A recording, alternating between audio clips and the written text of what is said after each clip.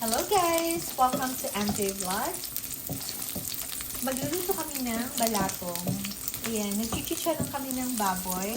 Ito ang ilalahok namin sa aming lulutuin na balatong.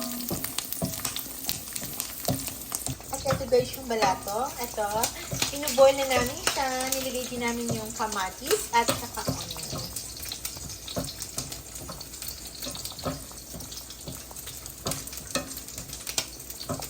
At eto na ang aming chinichicharon. Malapit na siya. O, luto na siya guys. O, pwede na siyang hamuin.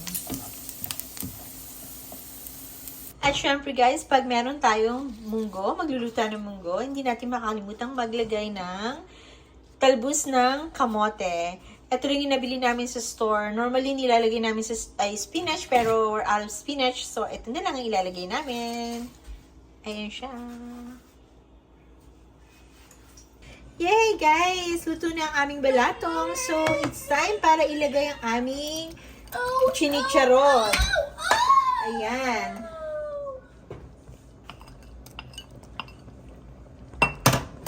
Ayan, ilagay na natin yung ating chinicharon kanina. And syempre, ang ating gulay.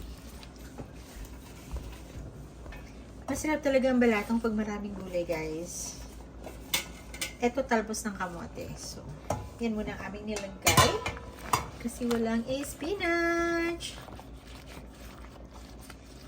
Ayan, takluban na lang natin siya. And we need to wait. Haluin muna natin. Ayan, guys. Oh, ang sarap.